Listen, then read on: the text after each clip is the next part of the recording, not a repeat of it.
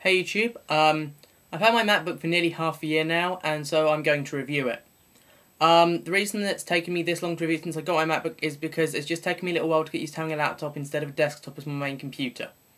Now again, like my tour of a geek's room, I'm filming this on my digital camera, which has a 3-minute video limit, so it may be a bit disjointed. If it is, I'm sorry for that, there isn't anything I can do. But yeah, so let's get to the review. Okay, so I'm going to start with the outside of my laptop. It has a very neat, clean design and isn't actually that heavy.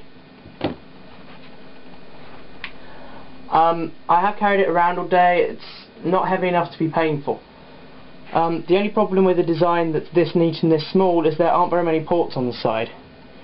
If you look, if I can get this on camera, you can see there's MagSafe, one Ethernet port, display out, one FireWire 400, two USBs, audio in, out, and a lock slot. More USBs would have been much more useful. I do have a lot of USB devices. I mean, I use my Apple aluminium keyboard, you can see in the back there, as a hub. But it's small, it's elegant, and I think anyone can manage with two USBs. You just have to be slightly creative about it. The polycarbonate casing is nice, however, I have scratched it a few times. It's slightly scratched. I mean, I'm not going to really try and show it. You might be able to see it, but probably not in the camera. There are some minor scratches on the top. This is just from wear and tear. I mean, I carry it around in one of these, which is an in-case bag. The bag was actually designed for a MacBook Pro 15-inch, but I use it with the 13. It's compatible and it's fine. The battery in this laptop is absolutely incredible though. I mean, I had an old compact before and its battery would last 3 hours doing barely anything. You can get 5 or 6 out of this doing light work really easily. I've certainly managed whole days just on the battery. I even managed to get 2 hours of iDVD usage out of the battery, which I think is impressive, especially for a consumer notebook. I mean, it did take me 4 hours to run it down while keeping processors full, burning CDs, iDVD, airport Bluetooth. It's wonderful. There really is no other way to describe that.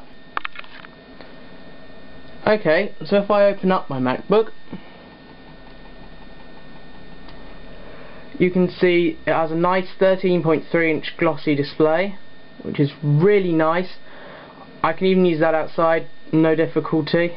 And there's also this iSight camera, which most of my videos when I'm vlogging, or if it's just an intro clip, including the intro to this video, is being filmed using that iSight. And the keyboard is a nice size. It's actually exactly the same as my aluminium keyboards one, which is nice because it means I don't have to adapt between my laptop and when my laptop's in desktop mode. All my GeForce keyboards, they're all identically spaced and it's nicely sized. And the trackpad is very nice to use, and the laptop has a solid feel, and there's little bits of flex in it, but it's not really anything that could be considered damaging or anything like that. In fact, it's very solidly built, and compared to Windows laptops I've used and owned, it certainly is much more solid, and I'd prefer to trust my data to this in a fall. And now I'm going to tell you about the couple of minor problems I've actually had with my laptop. The first is that the airport card in here does drop out occasionally when it gets too warm. It hasn't for a while though, so I'm hoping it's fixed itself. The airport antenna is on here on the back. Probably can't see that, but it is in there. And that means that since my router's the other way, it can cause some slight issues. But if I leave it for a while to cool, the airport card comes back to life and it's fine. Also, the case does have a slight flex in the side there. It's not really going to matter to me because I pretty much use this at my desk most of the time. It doesn't get carried around too much. But it's slightly worrying. So yeah, overall it's an incredibly solid laptop. If you have to choose between this or a Mac Mini, get one of these.